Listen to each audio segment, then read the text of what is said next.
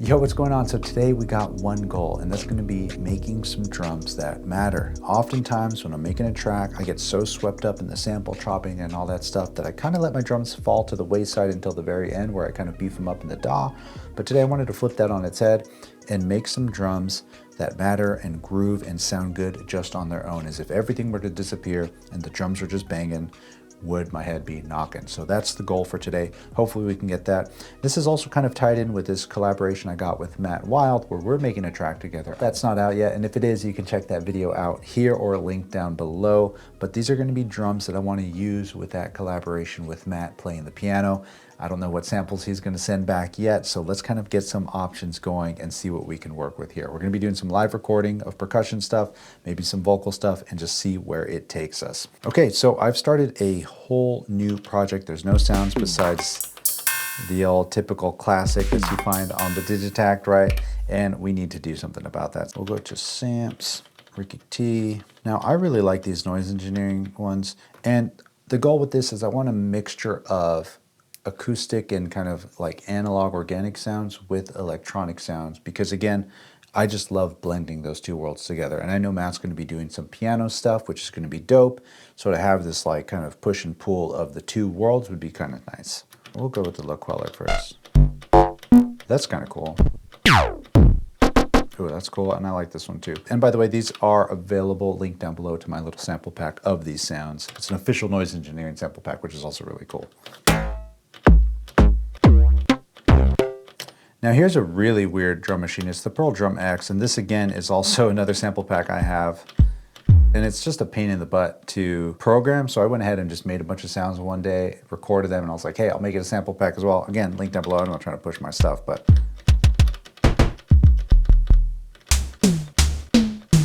now I just need some hats. This is going to be off my Model Cycle sample pack. Link down below too, I swear. So I actually really like this sound and this sound. I want to combine them. We'll just make this 4-step so I can really hear it while I tune it. So there's that sound. That's cool. And then I want this to be less boomy. And then this one's just loud as well. Okay, cool. I think that that could work. We're going to go ahead and set this to 16 steps. Go into our sampling here, monitor off.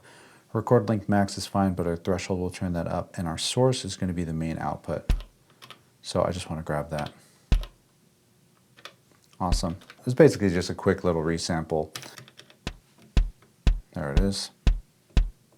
And I'm kind of hearing this like it's a little slow or a little fast right now. We'll slow it down so we can start to really hear what we want to happen. And I'm going to need some hats. So we'll go here and pull up some of those hats that I loaded. And it's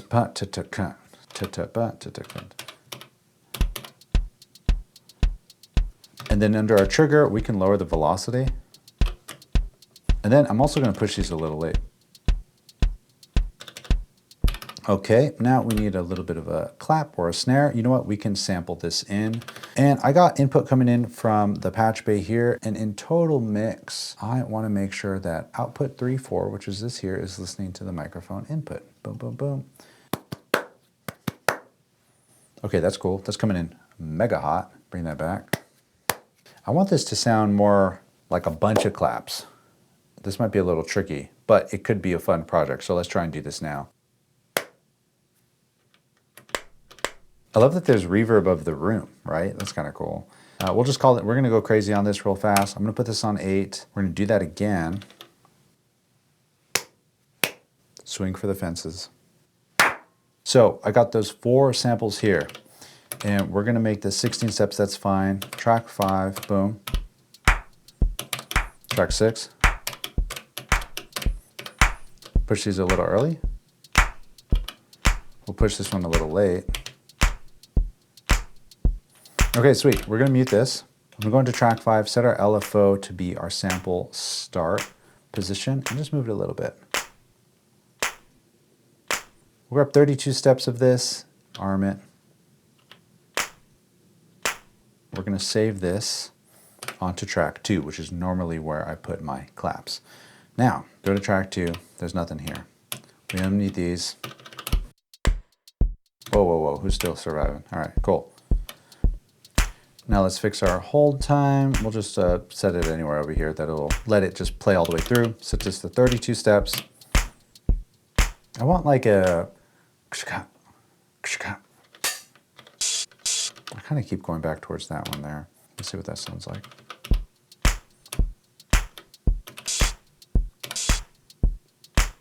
Oh, right. What it feels like this.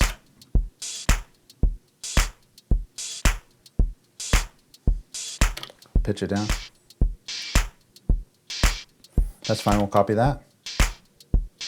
And then we'll paste it here, but then open it up a little bit. That's cool, copy that, paste it. Okay, again, we're working at this very lethargic, kind of slow mode to kind of get the nuance, I guess, of a lot of this going. So let's bump this up to where I'm probably gonna be making the track anywhere between 118 and 123. So we'll just stick at 120 for now. Oh no.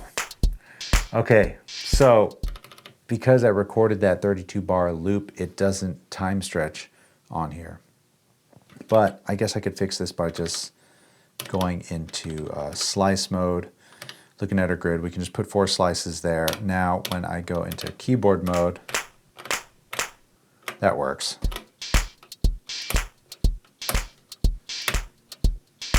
There, now I just put those slices in.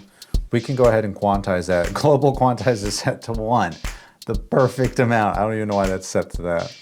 Now I want to try something and see what would happen if the kick was a bit beefier and more just like club music. There's one kick that I always use from samples from Mars as well. All right, let's use this one. Let's see what this does. We'll mute one.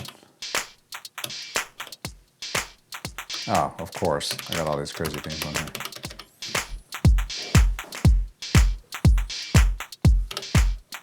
And that's fine. I'm totally down with that. Now I need to find some sort of other sound to go with all of this. We can try another organic-y sound. How about a shaker? These always work really well.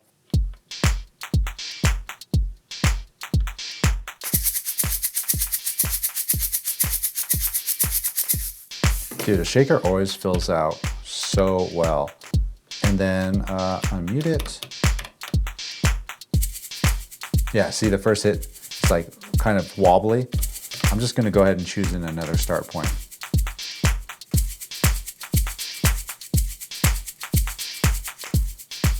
Now, one thing I like to practice and try and mess around with and see if it sounds okay is taking the kick to like as small as possible and just kind of see how it feels, right? Because sometimes I get so lost and I forget that my kick is just booming the whole time and it's just like this wall of sound. So it's good to mess around with decay, but don't forget hold time. See, like here it almost becomes too tonal. But I like this little punch. We're gonna go over to our compressor, compress this up.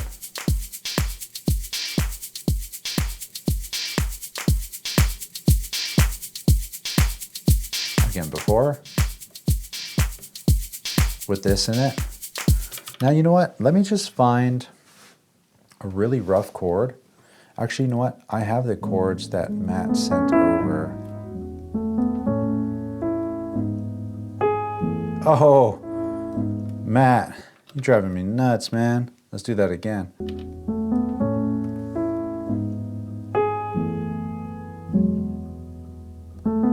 I know I said we're only gonna do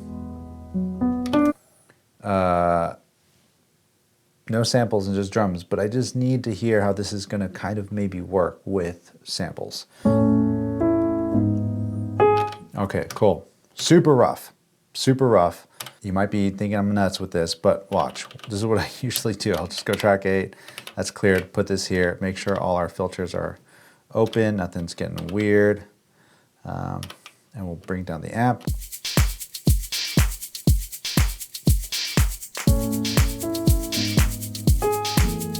Or if we wanted to be weird, we can just say slice. We'll do a random grid like 16, set the length to 4, change our tuning up. That's fine, and then we'll go into chromatic. Let's fold it.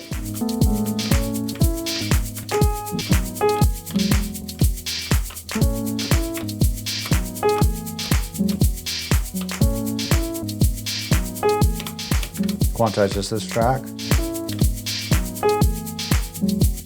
Okay, so now I can hear that is way too loud, right? It's way too aggressive for the type of track that we're originally gonna go for.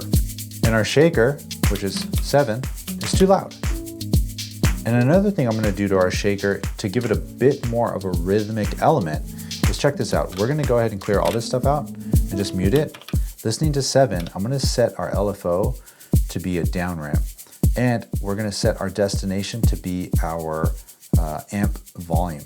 So that's backwards here, and then we'll change this very first one to be the trigger mode to reset the tempo.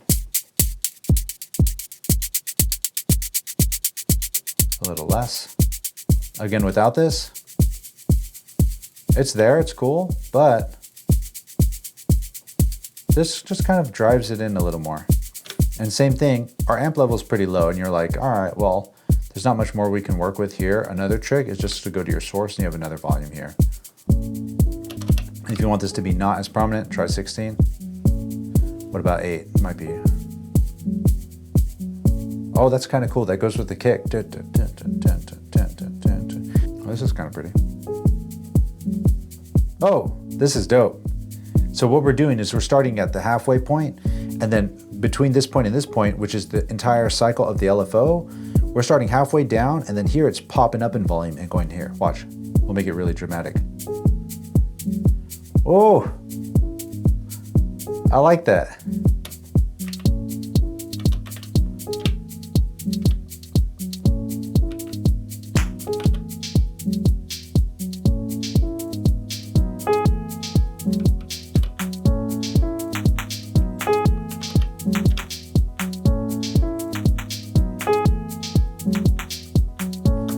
Same with this, turn it down. I love turning the volume down, unmuting it, and then slowly bringing it in. But you can hear that there was 1. That's because it has a parameter locked volume. So in this case, I'll go to our source page, turn our level down here, turn this back up to, I don't know, wherever it was. Now turn up our source here. So I can just hear it come into the mix.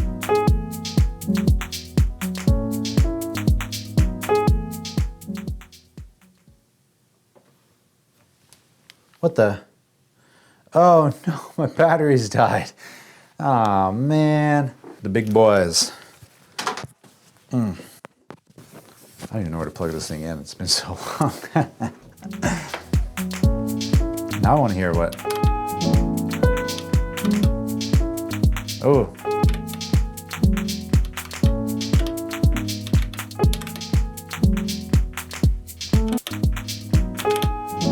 So I'm just muting every now and then to let other parts play through. This is actually really fun to do with samples. Oh my God, I don't know what the, oh, I don't know what to do with these cables anymore. Okay, what I was trying to say, if you go into their sequence, which is this sequence here for track 8, these are all different steps that I've chopped up. On this first page, you can see that this one has a lot more information coming. So what's cool is on this step here, I'll set this trigger to be, let's just do 50%. Every once in a while, it will not let that one play, which means this previous step won't get choked, which means more of the sample will play. So let's see if it works. Yeah, same. We'll do the same here. We'll set this to 50%.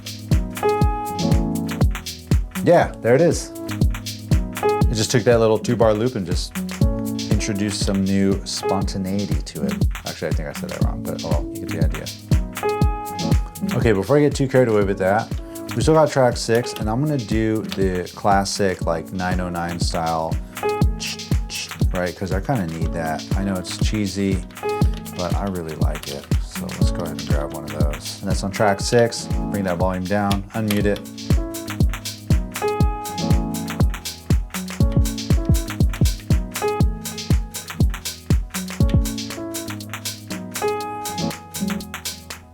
This is a little too prominent, which is the pop, pop, pop, pop. Set set this to our filter cutoff. This is our sample.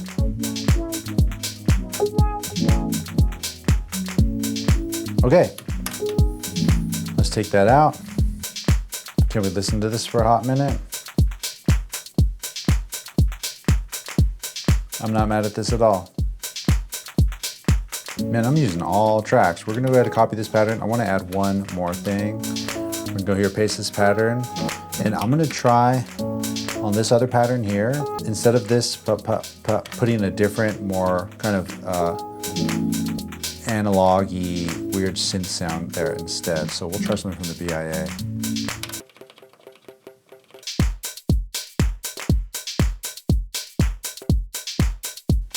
Now let's see if we can say the most with the least, right? So we have the classic cheesy here. What if we took two of those out?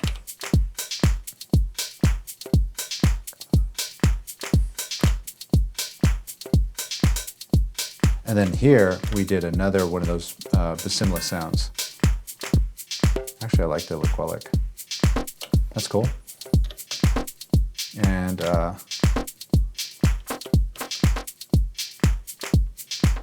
that's cool. Save this pattern real quick. Let me try something weird. Lower this. That's the delay.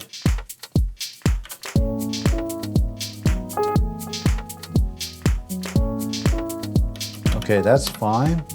This might need to be moved. Maybe even here. These just don't need to be long in the delay at all. There's too many bouncy things.